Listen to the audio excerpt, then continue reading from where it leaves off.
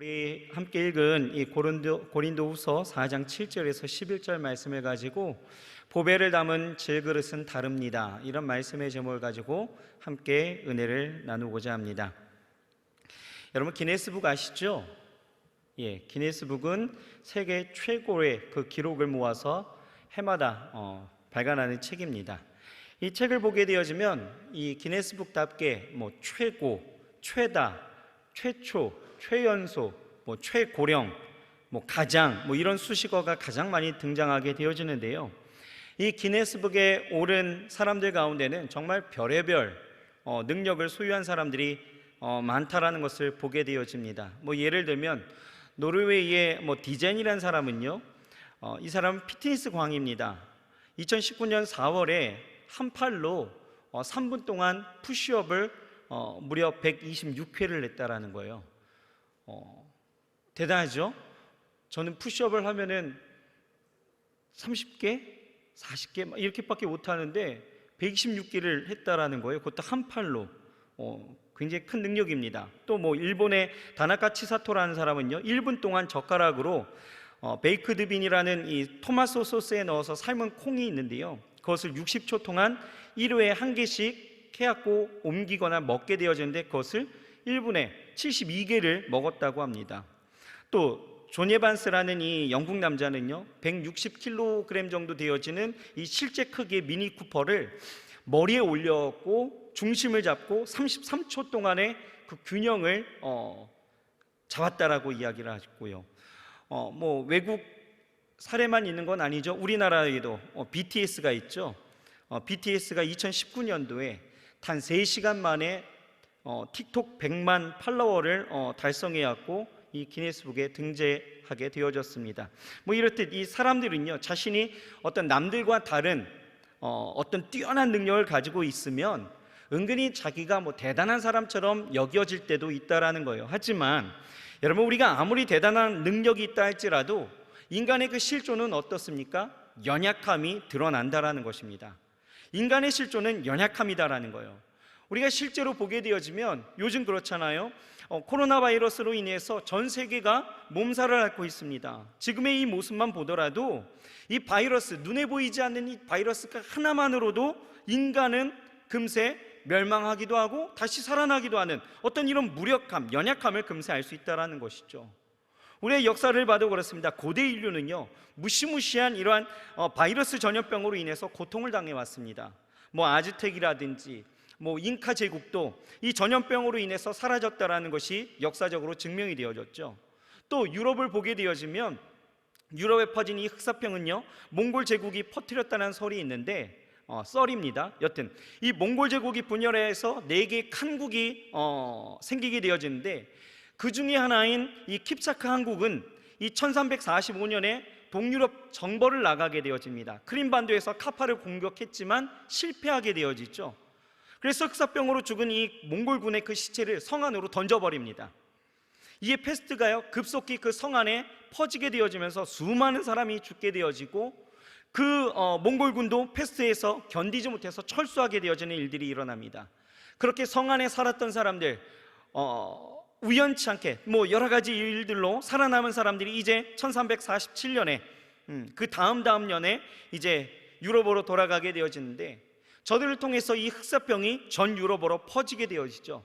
그래서 5년간 이 유럽에서 죽은 그 인구의 숫자가 무려 2,500만 명, 당시의 유럽 인구의 3분의 1이 이 흑사병으로 죽었다라는 거예요. 이렇듯 바이러스에도 쉽게 무너지는 인간, 아무리 능력이 대단하다 할지라도 그 연약함은 누구도 부인할 수 없는 일이고, 또 그 능력 또한 저들에게서 나온 것은 아니라 절대적으로 이것은 하나님이 주신 것임을 우리는 알아야 한다는 것입니다. 이에 오늘 사도 바울은요, 오늘 본문의 7절 말씀에 이렇게 고백하고 있습니다. 같이 한번 읽어볼까요? 우리가 이 보배를 질그릇에 가졌으니 이는 심히 큰 능력은 하나님께 있고 우리에게 있지 아니함을 알게 하려 함이라. 아멘. 사도 바울은요, 인간의 연약성을 질그릇에 비유하게 되어지죠. 질그릇에 비유하면서 오늘의 본문을 시작하는데요, 사실 오늘 이 본문을 우리가 이해하려면 배경을 좀 알아야 합니다. 이 본문 앞에 그 내용을 보게 되어지면 사도 바울이 지금까지 어떤 자세로 이 사도직을 수행해 왔는지에 대해서 소상하게 밝히게 되어집니다. 그 이유는 물론 자기 자랑을 하려고 한 것은 절대 아니죠. 고린도 교회의 그 교인들이 자기처럼 고난 가운데서도 주를 위해서 충성을 다해서 살아가고, 또한 이러한 여러 가지의 환난과 핍박 가운데서도 온전히 살아가기를 원하여서 이렇게 고백하게 되어졌다는 거예요. 그런데 한 가지 문제가 있습니다. 뭐냐? 오늘 본문을 보게 되어지면 고린도 교회에 침투한 이 바울의 대적자들이 그의 외모나 또 언사나 육체적인 질병을 걸고 넘어졌다라는 거예요. 그의 사역의 내용을 비루한 것처럼 취급하게 되어집니다. 볼품없다 생각하는 것이죠. 왜냐하면 이 사도 바울이 설교하는 방식이라든지 아니면은 가르치는 그런 방식들이 굉장히 세련되지 못했다라는 것이에요. 왜냐하면 당시에는 이 설교하는 것이나 가르치는 방식들이 수사법이라고 이야기하여서 이 고린도 지역의 교육 방식이 굉장히 세련되다 그렇게 느꼈는데, 그것에 반하여서 이 사도 바울이 가르치는 어떤 이런 방식이나 방법들이 그에 같지 않는 그러한 방법에 지나지 않는 그러한 모습으로 나아가게 되다 보니 그것에 대해서 고상하게 여기지도 않고 그것에 대해서 비루하다 이렇게 여겨졌다라는 거예요. 또한 그의 삶을 보게 되어지면 그가 전하는 내용과는 그 삶이 완전히 대조를 이루고 있었다라는 거죠. 예를 들면은 예수 그리스도의 복음에 그 능력이 있다, 우리에게 구원이 있다라고 이야기를 하는데도 정작 자신은 어떻습니까? 복음을 전하다가도 얻어맞기도 하고 죽을 법한 어떤 위기 가운데 처하기도 하고, 이방인의 그 핍박과 삶의 고생이 이만저만이 아니었다라는 거예요. 그것이 얼굴에 이미 다 고상하게 다 드러나게 되어지죠. 그 육체도 어땠습니까? 건강하지 못해서 안질로 고생하게 되어지고, 그 삶이 다른 사람들이 보게 되어졌을 때 어떤 영광의 빛이 드러나는 것이 아니라 그 삶이 다른 사람들이 보게 되어졌을 땐 아니 왜 저렇게 살아? 라고 이야기할 정도의 그런 삶이었다라는 거예요. 그러니 고린도 교회 내에 이 사도 바울에 대한 소문이 그렇게 좋지는 않았다라는 것입니다. 하지만 이런 상황 속에서 사도 바울은요, 자신을 질그릇으로 비유하게 되어지는데요. 여러분, 질그릇이 무엇입니까? 질그릇은요, 볼품이 없고 또 깨지기 쉬운 그릇이죠. 그리 가치 없지만 그냥 막 쓸 수 있는 그릇이 질그릇입니다.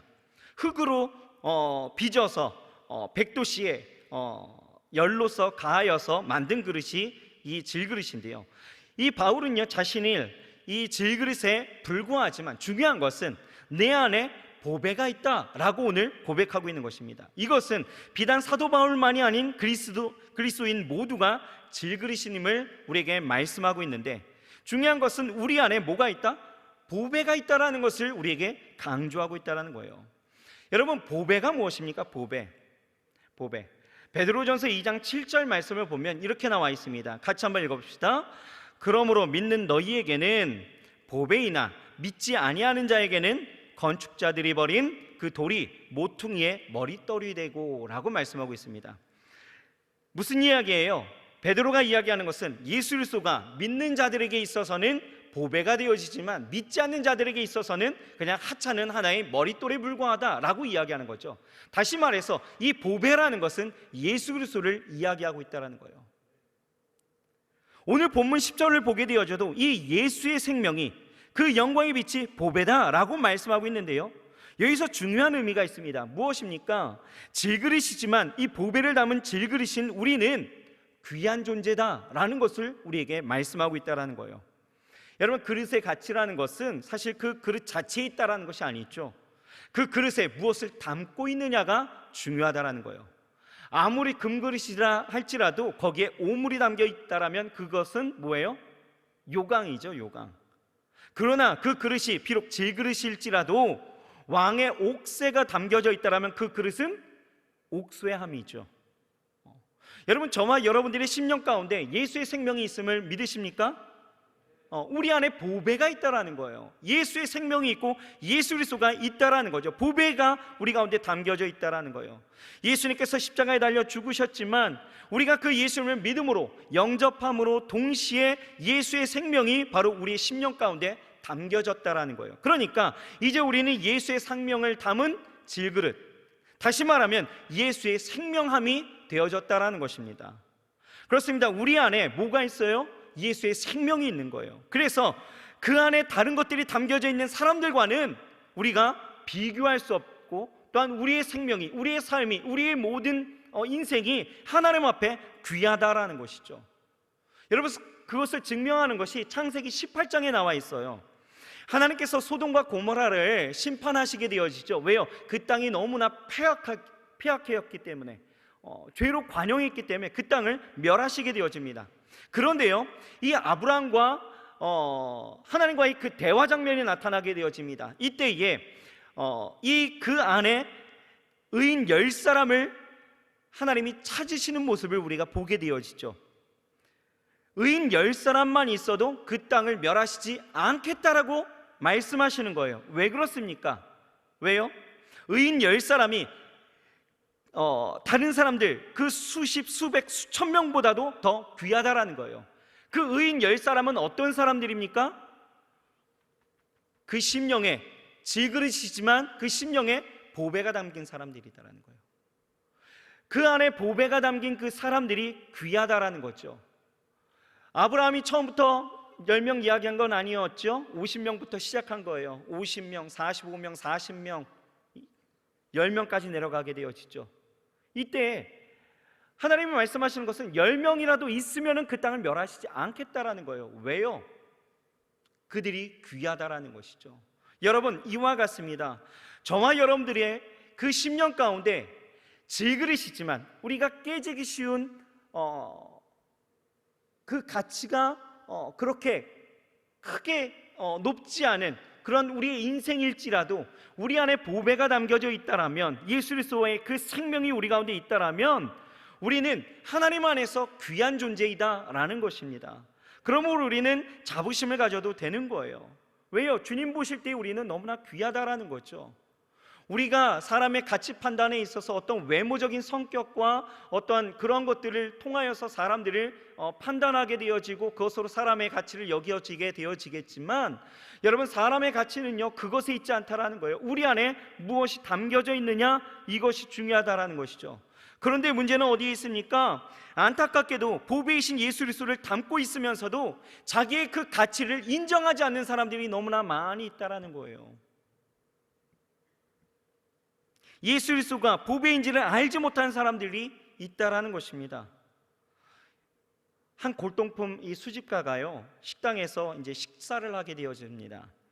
그 식당에 식당에 들어가서 이제 주문을 하게 되어지는데, 그 식당에는요 개가 한 마리 있는 거예요. 그래서 개를 봤더니 이게 웬일입니까?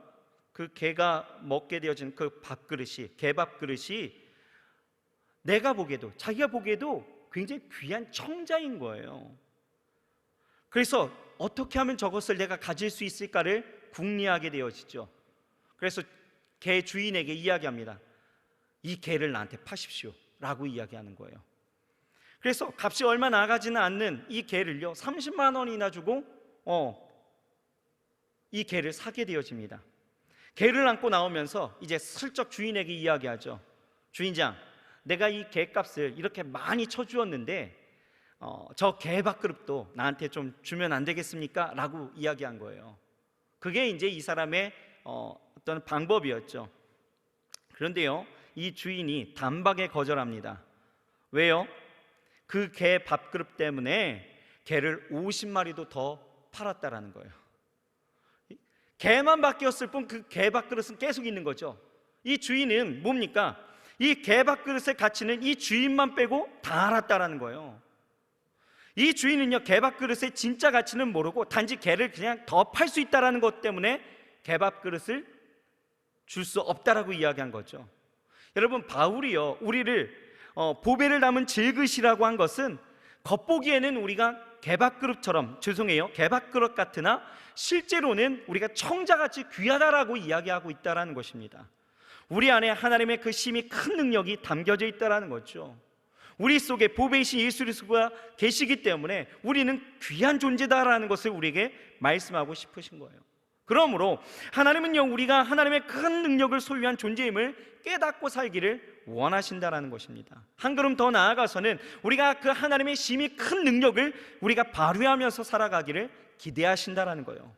우리의 삶 속에서 날마다 승리하는 삶을 살기를 원하시고요, 그 보배이신 그 예수 그리스도를 통하여서 우리의 삶이 그 빛으로, 그 영광으로 가득하기를 원하신다라는 거예요. 어디에서나 향기 나기를 원하고, 어디에서나 예수 그리스도의 그 큰 능력으로 능력 있게 쓰임 받으며 승리하며 살아가기를 원하신다라는 거예요. 그래서 이 바울은요, 보배 되신 예수님을 닮은 이 질그릇은 그렇지 못한 이 질그릇과는 좀 달라야 된다라고 이야기하고 있는 거죠. 그렇다면 여러분, 보배를 닮은 이 질그릇이 사는 이 다른 삶은 무엇일까? 우리가 한번 생각해 봐야 된다라는 거예요. 그런데요, 오늘 본문은요, 우리에게 그것을 아주 정확하게 증명하고 우리에게 말씀하고 있습니다. 자, 그 다른 삶은 무엇입니까? 첫째는 우리 속에 보배이신 예수 그리스도를 담고 있다라면 우리는 사방으로 우겨싸임을 당하여도 쌓임을 당하지 않는다라고 말씀하고 있는 거죠. 오늘 전반부 8절 전반부 말씀 한번 보시겠습니다. 뭐라고 나와 있습니까? 우리가 사방으로 우겨싸임을 당하여도 쌓이지 아니하며. 우리의 다른 삶은 어디에 있어요? 우겨싸임을 당하도 당하지 않는다라는 것, 쌓이지 않는다라는 것입니다. 여러분, 어디에서 우겨싸임을 당해본 적 있으십니까? 우겨싸임을 당한다라는 것은 여러분, 사람에게 있어서 당황스러운 일들이 내게 다가온다라는 거예요. 여러분, 우겨싸임을 당하게 되어졌을 때 사람은요, 당황하게 되어지죠. 이 당황스러운 일들 가운데에서도 절대로 당황하지 않는다라는 거죠. 이 우겨싸임을 당한다는 말은 여러분, 원어로 보게 되어지면 포도즙을 짤 때 이 포도를 이 짓누르는 것을 의미하고 있다라는 거예요. 곧 여러분, 환난과 고통이 사방에서 압박하는 상태가 우겨싸임을 당하는 상태라고 이야기합니다. 이 사도 바울은요, 실제적으로 그랬습니다. 예수 그리스도의 복음을 전하면서도, 선포하면서도 피말리는 이런 고통을 당할 때가 너무나 많이 있었다라는 거예요. 대적자들이 시시때때로 늘 공격하고 늘 이 사도 바울을 넘어뜨리려고 했던 일들이 너무나 많이 있었다라는 것이죠. 여러분, 우리의 인생을 살아가다 보면 우리도 마찬가지지 않습니까? 우겨싸임을 당할 때가 참 많이 있습니다. 앞뒤 좌우가 꽉 막혀서 정말로 앞이 캄캄하고 숨쉬기조차 어렵고 또 당황하는 일들이 너무나 많이 있다라는 거예요. 어떤 청년은요, 제가 봤더니 취업을 놓고 기도를 하고 있더라고요. 그런데 요즘 코로나 시대 가운데에서 직장인들이 다 쉽게 이 직장 다니나요? 아니잖아요. 다 어렵다 보니까 회사에서 이 직원들에게 있어서 주 4일제를 통하여서 이 탄력 근무제로 바꾸기도 하고, 또 회사에서 이제 인력이 너무나 많다라고 이야기하면서 해직 처리하는 경우들이 참 많이 있더라고요. 그러다 보니까 회사에서도 어렵고 사회도 어렵고 이러다 보니까 사람들이요, 어디 가고 일할 수 있는 그런 기회들이 점점 줄게 되어지죠. 그러다 보니까 이 취업하는 그 기간들이 점점 늘어나게 되어집니다. 그러니까 집에서도 눈칫밥 먹고 또 자기 스스로도 어떻게 헤쳐나가야 될 그 방향을 찾지 못하다 보니까 이러한 시대, 이러한 삶이 당황스럽기까지 하더라라는 거예요. 그러니까 자기 인생을 생각하니까 앞뒤 좌우가 다 꽉 막힐 것 같은 이런 어려움을 호소하는 지체들이 꽤나 있는 것을 보게 되어집니다. 여러분, 이렇게 우겨싸임을 당하는 일들 우리 가운데 분명히 있어요. 그런데 오늘 성경을 보게 되어지면 우리 안에 보배 되신 예수 그리스도께서 우리 안에 담겨져 있다라면 어떤 상황 가운데서도 우리가 당황치 않게 되어질 수 있다라고 분명하게 말씀하고 있는 것입니다. 이것이 다른 삶이다라는 거예요. 열왕기하 6장을 보게 되어지면 이런 일이 있었죠. 아람 왕 베나닷이 엘리사 선지자를 이제 잡으려고 군대를 동원해서 엘리사 선지자가 있었던 이 도단성을 향하여서 나오게 되어집니다. 그리고 포위해 버리죠. 이 아람 군대는요, 밤중에 은밀하게 찾아와서 도단성을 둘러쌉니다. 아침 일찍 일어나서 이 모습을 본 이 엘리사의 사환은요, 깜짝 놀라게 되어지죠. 그리고 당황스럽게 되어집니다. 두려움이 몰려오게 되어지죠. 그래서 이 사환이요, 곧바로 엘리사에게 가서 이 사실을 고하게 되어집니다. 그런데 엘리사는 어떻습니까? 너무나 평온한 얼굴을 가지고 있었다라는 거예요. 두려워하지도 않았다라는 것이죠. 그러면서 사환에게 이야기합니다. 두려워하지 말아라. 그러면서 이야기한 것이 우리와 함께한 자가 저들보다 더 많다라고 이야기하는 거예요. 사환이 볼 때에는 지금 아무것도 보이잖아요. 보이는 것은 지금 자기를 둘러싼 그 수많은 군대밖에 보이지 않는데, 이 상황 속에서 엘리사는 너무나 평온합니다. 그러면서 하는 이야기가 우리를 돕는 자들이 더 많다라고 이야기하니까 이건 미칠 노릇인 거예요. 이게 무슨 일인가? 무슨 이야기인가? 그런데요, 열왕기하 6장 17절을 보면 이렇게 기록하고 있죠. 같이 한번 보겠습니다. 기도하여 이르되 여호와여 원하건대 그의 눈을 열어서 보게 하옵소서 하니 여호와께서 그 청년의 눈을 여심해 그가 보니 불말과 불병거가 산에 가득하여 엘리사를 둘렀더라. 아멘. 여러분, 우리의 삶 가운데서도 마찬가지입니다. 우리의 삶이 당황스러운 일들이 분명히 있어요. 그 삶 가운데서 앞뒤 좌우가 보이지 않아서 당황스럽고 두렵기까지 한 우리의 삶의 상황들이 분명히 있습니다. 하지만 여러분, 우리 안에 보배를 갖고 있다라면 그 보배 가운데 그 능력의 삶을 사는 우리의 삶은 다르다라는 거죠. 어떻습니까? 우리의 눈에 보이는 것이 삶의 어떤 환경이 아니라 그 너머에 계신 그 하나님과 하나님의 역사가 보이기 시작하더라라는 거예요. 그러면서 이 당황스러운 삶이 더 이상 당황스럽지 않게 되어진다라는 것이죠. 우리 삶 가운데서도 이 아람 군대와 같은 원수가 우리를 죽이려고 첩첩히 둘러싸는 경우들이 분명히 있어요. 사방으로 우겨 삶을 받을 때가 한두 번이 아니겠죠. 죄와 세상 가운데서 유혹이 우리에게 다가오죠. 캠퍼스에서나 직장에서 여러분 관계성의 어떤 문제를 통하여서 이 술 문제가 참 우리를 어렵게 만들기도 하잖아요. 또 이성적인 관계의 문제들도 일어나게 되어지고, 일 처리를 하는 데 있어서 어떤 정직한 그 삶에 대해서 주저하게 되어지고 그것에 대해서 어렵게 되어지는 일들도 있고, 또 질병이 우리를 둘러싸기도 하죠. 혹은 생활의 염려와 근심이 있고 불안과 초조와 또 우리 안에 있는 절망들이 우리를 둘러싸기도 한다라는 거예요. 하지만 우리의 삶은 다르다라는 거죠. 우리 안에 보배가 있다라면, 우리 안에 그 보배 되신 예수님을 의지하며 나아가게 되어진다라면 문제는 달라진다라는 거예요. 하나님의 백성들은요, 고통과 아픔으로 짓눌려 깨지지도 않고 터지지도 않는 그 속에서 하나님의 능력인 예수 그리스도의 역사가 분명히 있는 것을 보게 되어진다라는 거예요. 왜 그렇습니까? 요한일서 4장 4절을 보면 이렇게 말씀하고 있거든요. 같이 한번 읽어볼까요? 자녀들아, 너희는 하나님께 속하였고 또 그들을 이기었나니 이는 너희 안에 계신 이가 세상에 있는 자보다 크심이라. 다시 한번 읽어봅시다. 시작. 자녀들아, 너희는 하나님께 속하였고 또 그들을 이기었나니 이는 너희 안에 계신 이가 세상에 있는 자보다 크심이라. 내 안에 계신 예수 그리스도께서, 내 보배 되신 예수 그리스도께서, 그 예수의 생명이 그 세상의 그 어떤 것보다도 크다라는 거예요. 믿으십니까? 인정하시나요? 여러분, 그러면 우리는 다르게 살 수 있는 거예요. 하나님은 그 다르게 사는 그 삶을 우리에게 원하신다라는 것이죠. 그 능력이 우리의 삶을 통하여 나타나기를 원하신다라는 거예요. 여러분, 이 말씀대로 우리 안에 계신 이가 세상보다도 크십니다. 아멘.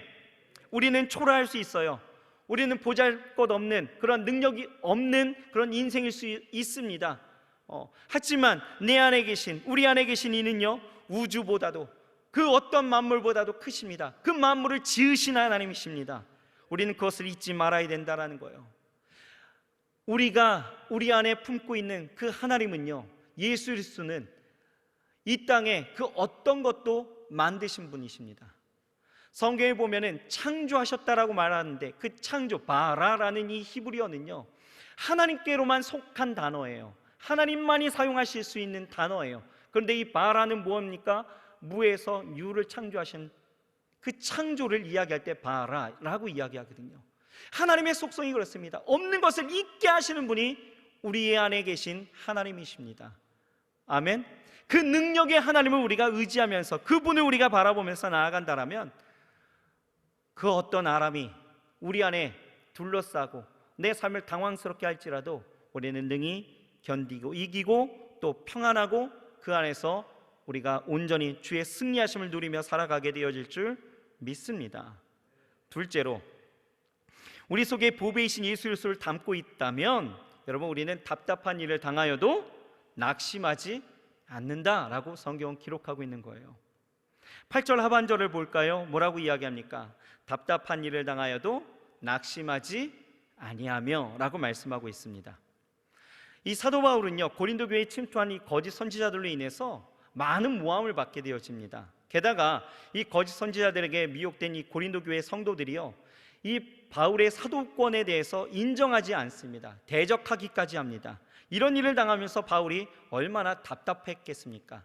사도라는 것은 당시 예수님의 제자들을 이야기하는 거죠. 그러니까 예수님을 직접 목격하고 예수님을 직접 경험했던 사람들을 사도라고 이야기했습니다. 그런데 사도 바울은 예수님을 직접 목격하거나 예수님을 경험한 바는 없었거든요. 그러니 이 교회 안에서 이 사도 바울에 대한 이 사도권에 대한 문제들이 항상 제기가 되어지는 거예요. 그리고 그것에 대해서 항상 반론이 일어나게 되어지죠. 하지만 이런 일들 가운데에서 여러분, 이 사도 바울은요 낙심하지 않았다라는 거예요. 그 안에서 절망하지 않았다라는 거죠. 여기서 답답한 일이란 무엇입니까? 적군을 포위하여 한 곳으로 몰아넣는다, 이런 의미를 갖게 되어지는데, 어떤 빠져나갈 능력이 없는 상태를 우리는 답답한 상태다라고 이야기하는 거예요. 역대하 20장을 보게 되어지면 그렇습니다. 유대의 그 여호사밧 왕이 갑자기 모압과 암몬의 그 연합군이 쳐들어오게 되어질 때에 이 유다를 포위하고 나아갑니다. 그런데 지금 이 연합군 앞에 이 이스라엘은요 어떤 대항을 할 수 있는 능력이 없었다라는 거죠. 그러니 이 여호사밧이 얼마나 그 마음에 답답함을 가지고 있었겠을까요? 그렇죠? 이 여호사밧은 그 답답한 심정을 가지고 이제 토로하게 되어집니다. 그러면서 이야기하는 것이 20장 11절에서 12절 우리가 보게 되어지면 이렇게 나와 있습니다. 같이 한번 읽어봅시다. 시작. 이제 그들이 우리에게 갚는 것을 보옵소서. 그들이 와서 주께서 우리에게 주신 주의 기업에서 우리를 쫓아내고자 하나이다. 우리 하나님이여 그들을 징벌하지 아니하시나이까? 우리를 치러 오는 이 큰 무리를 우리가 대적할 능력이 없고 어떻게 할 줄을 알지 못하옵고 오직 주만 바라보나이다 하고. 어때요? 답답하다라는 거예요. 대적할 능력이 없다라는 거예요. 이런 상황에 내가 어떻게 해야 될지를 내가 모르겠다라는 거죠. 답답한 상황입니다. 결국 하나님께서는 어떻게 하십니까? 이 여호사밧의 기도를 들으십니다. 그리고 찬양대를 앞세워서 전쟁터에 나아가게 하시죠. 그리고 승리케 하셨다라는 거예요. 여러분, 우리의 신앙을 살펴봅시다. 우리의 삶을 한번 생각해 보는 거예요. 우리가 살아가다 보면 이렇게 답답한 일, 내 능력이 부족해서 내가 어떻게 해야 될 바를 모르기 때문에 답답한 일들이 분명히 있다라는 것이죠. 여러분, 이러한 답답한 일들은 내가 신앙생활을 잘한다고 해서 안 오는 것, 내가 하나님 안에서 온전하게 살아가기 때문에 선한 일을 했기 때문에 없습니다라고 이야기할 수 없는 거죠. 하나님을 사랑하고 주님을 잘 섬겨도요 고난당하는 일이 있고요, 정직하게 살아가는데도 억울한 일을 당할 때가 분명히 있다라는 거예요. 답답한 일을 당할 때가 있다라는 거죠. 하나님 앞에 내가 생선을 달라고 열심히 기도했는데 하나님이 뱀을 주실 때도 있고요, 떡을 달라고 기도하는데 하나님이 돌을 나타나게 하실 때도 있다라는 거예요. 예수님과 함께 배를 탔는데도 풍랑이 일어날 수 있다라는 거죠. 여러분, 우리 인생의 항로라는 것은 순풍에 돛단 듯 그렇게 순항하는 것만은 아니다라는 것이죠. 우리가 살아가다 보면 유라굴로와 같은 태풍을 만나기도 하고 파도와 같은 여러 가지 일들을 당하게도 되어진다라는 것. 때로는 뒤집혀질 때도 있고 엎어질 것 같은 그러한 상황이 올 때도 있다라는 거예요. 무슨 얘기냐? 내가 어떻게 할 수 있는 능력을 발휘할 수 있는 그 시간들이 내 능력이 부족하여서 어떤 일을 행할 수 있는 일들이 없을 때가 분명히 있다라는 거예요. 그러나 한 가지 분명한 사실을 우리가 깨닫는다면, 여러분, 우리는 아무리 바람이 심하고 파도가 높다 할지라도 참고 이기고 나아갈 수 있다라는 거예요. 그 한 가지 분명한 사실은 바로 무엇입니까? 그것은 하나님께서 나를 통해서 어떤 큰 일을 하려고 하실 때에는 분명히 어려운 일부터 시작하신다라는 것을 우리는 깨달아야 된다라는 거예요. 나를 통해서 놀라운 일들을 하실 때에 하나님은요 재밌는 것이 항상 그냥 순풍에 돛단 듯 쭉 가게 하시는 것들이 아니라 먼저 태풍을 만나게 하신다라는 거예요. 그리고 반드시 하나님께서 승리하게 만드신다라는 거죠. 그 결과를 늘 하나님은 선한 것으로 이끌어 가신다라는 거예요. 여러분 보세요. 성경을 보게 되어지면 하나님께서요 요셉을 애굽의 총리로 쓰시기 위해서 어떻게 하십니까? 애굽의 노예로 팔리게 하고 10년이 넘는 그런 시간 동안 노예 생활을 하게 만들었다는 거예요. 뿐만 아니라 2년 동안이나 이 억울한 누명을 쓰고 옥살이를 하게 만들었다는 거죠. 또 모세를 여러분 이스라엘의 지도자로 만들기 위해서 하나님이 어떻게 하십니까? 40년 동안이나 미디안 광야에서 양떼를 치게 했다는 거예요. 여러분 이전에 40년이 어땠습니까? 왕궁에서 화려한 그런 생활을 했던 사람 아니에요? 그런데 40년을 양떼를 치면서 살게 하신 그 이유가 분명히 있었다라는 거죠. 여러분, 다윗을 하나님의 마음에 합한 왕으로 만들기 위해서 하나님은 어떻게 하십니까? 10년을 넘게 도망자의 신세로 살게 하셨다라는 거예요. 이와 같이 여러분, 바울을 통해서도 로마의 복음을 전하게 하기 위해서 이처럼 로마의 그 감옥에 가두기도 했다라는 것입니다. 무슨 얘기냐? 그리스도인들은요, 답답한 일을 당해도 결코 낙심하지 않아요. 왜 그렇습니까? 지금의 상황은 답답할지라도 마침내 하나님의 때에 하나님이 이루시는 하나님의 그 결과물들은 우리가 생각한 그 이상의 하나님의 그 계획하심의 결과물로 선하고 아름답게 우리에게 분명하게 나타날 것이기 때문에 내 능력으로 그 무엇을 하지 못한다 할지라도 하나님은 행하시고 마침내 나를 통하여 그것을 이루실 것이기 때문에 여러분, 우리는 절대로 낙심하지 않아도 된다라는 것이죠. 여러분, 요즘 이직에 대해서, 그리고 취업에 대해서, 또 학업을 이루어가는 일들에 대해서, 자신의 비전을 이루어가는 일들에 대해서 많이 고민하고 많이 어려워하고, 또 그것으로 한숨 짓고 그것으로 인하여서 답답함을 이루는 여러 가지의 일들 속에 참 어려워하는 우리 지체들을 참 많이 보게 되어지는데요. 여러분, 낙심하고 한숨 짓지 마세요. 괜찮습니다. 중요한 것은 내 안에 보배 되신 예수 그리스도께서 나와 함께 계신지를 먼저 살필 수 있어야 된다라는 거예요. 그리고 그분이 행하실 일들을 우리는 기대하면서 선하신 하나님이 나를 이끄심을 여러분 바라보면서 나아가시길 바랍니다. 때로는 내가 원하는 때에 그것들이 이루어지지 않아서 더 답답하고 더 어려워할 수도 있어요. 하지만 괜찮습니다. 여러분, 생각해 보세요. 아브라함이 그 아들 이삭을 얻기까지는 25년이라는 세월을 기다렸다라는 거예요. 물론 여러분들에게 25년 기다리라 이거 아니겠죠. 분명히 하나님의 때는, 하나님이 그 영광을 이루시는 그 때는 있어요. 그 때가 언제인지는 모르겠지만 우리에게 지금 필요한 것은 무엇이다? 하나님 안에서 믿음을 갖고 하나님이 반드시 내 삶을 통하여 선함을 이루시고 그 능력을 통해서 나는 질그릇같이 깨지고 쉬고 나는 능력이 없을지라도 하나님은 능력이 있으시기에 내 삶을 통하여 이루신다라는 것을 우리는 믿고 나아갈 수 있는 그 믿음의 용기와 힘이 필요하다라는 것입니다. 여러분, 주변에 우리 있는 지체들을 향해서 한번 이야기해 주세요. 힘내세요. 한번 이야기해 주십시오. 힘내세요. 괜찮습니다. 힘내세요라고 인사해 주세요. 여러분, 이것은 사람의 위로가 아니에요. 뭡니까? 하나님이 주시는, 우리에게 주시는 말씀이에요. 괜찮다라는 거예요. 왜요? 오늘 분명히 말씀하시는 것이 내 안에 보배 되신 예수께서 함께 하시면 답답한 일을 당하여도 우리는 낙심하지 않는다라는 거예요. 여러분, 우리는 이렇게 다르게 살아가야 될 줄 믿습니다. 아멘.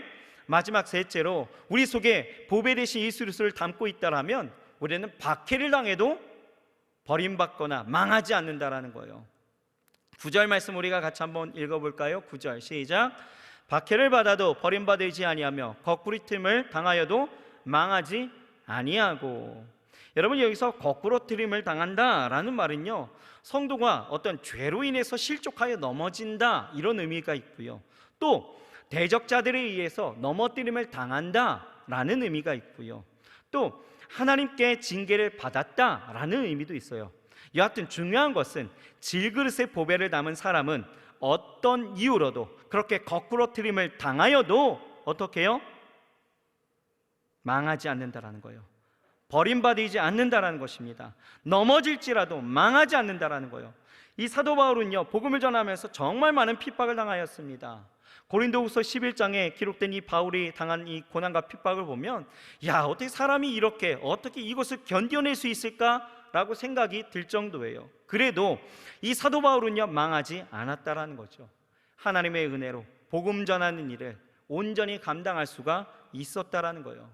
여러분, 바울뿐만 아니라 초대교회 성도들은요, 예수 믿는 것 때문에 많은 박해를 받았습니다. 가정 가운데에서도 남편으로 버림을 당하고, 또 부모로부터 내어칠 쫓김을 당하기도 하고, 동족으로부터 버림받기도 하고, 사회로부터 버림받기도 했습니다. 이외에도 히브리서 기자는요, 이 초대교회 성도들이 당한 이 핍박과 고난을 이렇게 말씀하고 있죠. 히브리서 11장 36절에서 37절입니다. 같이 한번 읽어볼까요?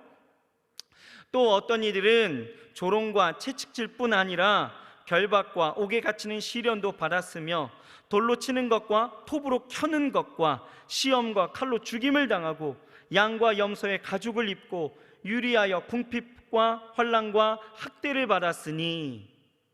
여러분, 이것이 가히 상상이나 되십니까? 죽음을 불사하는 거예요. 궁핍과 가난한 것과 또 환난과 학대를 그렇게 수없이 당하게 되어졌다는 거죠. 그런데 사도 바울은요, 이렇게 그리스도인들의 핍박을 받아도 저들은 버림받지 않았다라는 거예요. 거꾸로 뜨림을 당하여도 망하지 않았다라는 것이죠. 곧 그리스도인들은 사람에게는 버림받을 수 있어요. 그렇게 거꾸로 뜨림을 당할 수도 있다라는 거예요. 하지만 하나님께로부터는 버림을 당하지 않는다라는 거예요. 무슨 얘기입니까?